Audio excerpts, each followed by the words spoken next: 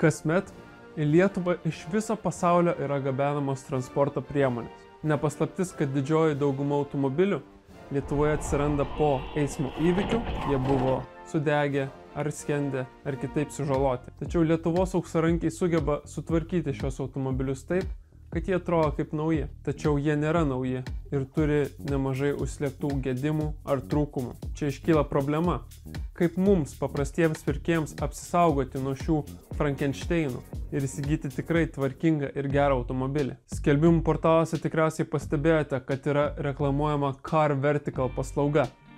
Tai ši lietuvių kompanija, pasitelkdama blockchain technologiją, stengiasi suteikti mums visą reikiamą informaciją prieš perkant automobilį. Šiame video pažiūrėsime, kaip veikia jų siūloma paslauga, apžvelgsime, kaip atrodo ataskaitos ir kokios informacijos galima tikėtis užsisakius šią paslaugą.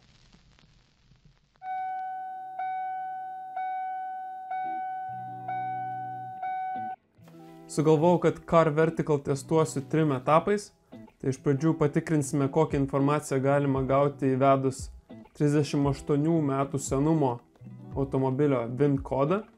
Tada patikrinsim vidutinio 14 metų senumo automobilio VIN kodą ir tada galiausiai sąlyginai naujo automobilio kodą iš automobilio aukcionų. Ir pažiūrėsime, kokią informaciją suteikia ši sistema.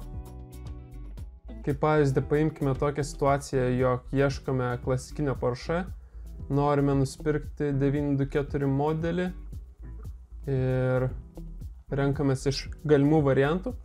Išsirenkam mums patinkantį 81 egzempliorių, sužinom jo VIN kodą ir pažiūrėsime, ką galime gauti patikrinus Car Vertical svetainėje. Atsidarius Car Vertical įsivedam VIN kodą šitoje vietoje ir spaudžiame tikrinti automobilį. Tai dabar patikrinsiu savo Porsche automobilį, tai pažiūrėsiu, ką išmeta šitą svetainę įvedus mano automobilio VIN kodą. Nes realiai daugmaž aš istoriją jo žinau, tai pažiūrėsim, ar sutampa viskas, ar nesutampa, ką galima sužinoti daugiau. Sistema baigė tikrinti automobilį ir dabar išmetė, ką jinai surado, tai rado šituos punktus. Pažiūrime pilną ataskaitą. Štai gavome ataskaitą. Tai iš tikrųjų mane prajuokino, kad automobilio metai rašomi 2011. Tai šiek tiek pajaunino mano Porsche. Jis iš tikrųjų yra 81 metų, bet čia yra kažkoks bugas sistemos. O vėliau, scrollinant žemyn, matome, kad automobilis nepatyrė jokios žalos per savo gyvenimą, bent jau užfiksuotos. Toliau sekam pėdomis. Ok, gaunam informaciją apie tai, kad jisai buvo nupirktas 81-ais, užregistruotas. Tai čia jau tikra jo data, nes suprantu, kodėl rašo ten 2011. Taip pat rodo apie techninę apžiūrą informaciją. Kad nepraėjo techninės apžiūros. Įdomu, kodėl galėtų šiaip parodyti ir tokius dalykus. Dabar va čia teisingai, čia aš jau praėjau techninę apžiūrą. Tai kas įdomu, tai kad automobilis buvo importuotas į Lietuvą 93 metais ir buvo vieno savininko Lietuvoje. Tai aš taip ir tikėjausi, kad informacijos per daug nebus, nes tais laikais dar nebuvo tokių sistemų, kurios sektų automobilio visą istoriją. Štai matom, nuo 2011 pradėta sekti rida. Ir matome, kad nuo 11 metų iki 18 metų nedaug tai ir pravažiuota. Tai nuo 59 tūkstančių padidėjo iki 61 tūkstančio, tai ne per daugiausiai buvo eksploatuojama mašina. Modelio trūkumų nerasta, tai aišku, kad nerasta, nes faina mašina labai. Ir ne per daugiausiai informacijos gavome, iš tikrųjų nieko naujo nesužinojau, bet ir nieko nesitikėjau, nes automobilis per daug senas. Paimam ir patikrinam dabar vidutinio amžiaus automobilį BMW pirmos serijos. Tai patikrinkime dabar pirmos klasės BMW. Jeigu kam kyla klausimų, kodėl aš filmuoju ekraną, o neįrašinėju su kompiuteriu, tai žinokit, lagina žiauriai kompas dabar. Tai dėl to. Gerai, įvedam VIN kodą ir tikrinam. Ok. Taip, išmetė mums, kad tai yra BMW pirmos serijos 5 durų 2005 metų 2 litrų dizelis 120 kW. Spalvos nežinom. Ok, apie avarijas duomenų nėra. Tai čia geras ženklas. Ir informacija apie pagaminimą. Tai pagamintas 5 metais Vokietijoje, 5 metais užregistruotas. Tuomet atkeliavo į Lietuvą 16 metų 10 mėnesį. Tuomet man nepavyko praeiti techninės apžiūros dėl to, kad buvo įtrūkusi stabdžių žarnelė, bet praėjau iš antro karto, tai visa šita informacija yra čia pateikta. O apie gyvenimą Vokietijoje mes nieko nežinom. Automobilis nėra vogtas ir rida yra pateikta nuo 16 metų iki 18 metų. Tai pravažiuota, matot kiek. Tuomet gauname informaciją apie įrangą, bet visa informacija yra pateikta anglų kalba. Tai mano seneliui nelabai patiktų, bet mes galime viską pasižiūrėti, kas suprantame. Taip pat Car Vertical pateikia savo vertinimą, kaip sunkiai ar lengvai automobilis yra parduodamas šiandieninėje rinkoje.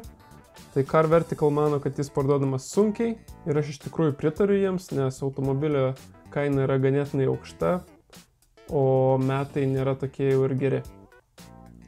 Taip pat pateikiama VIN vieta, kur galima rasti VIN kodą šiame automobilyje. Tai čia jis ir turėtų būti. Taip pat Car Vertical pateikia ir trūkumus, kokie galėtų atsirasti šiame modelyje. Tačiau čia pateikiama, kad 2 litrų dizelis ir 1.8 dizeliai gali sugesti paskirstymo grandinę. Bet iš tikrųjų tai priklauso ir nuo kilovatų skaičiaus. Yra dedami skirtingi varikliai, tai naujesnis ir senesnis.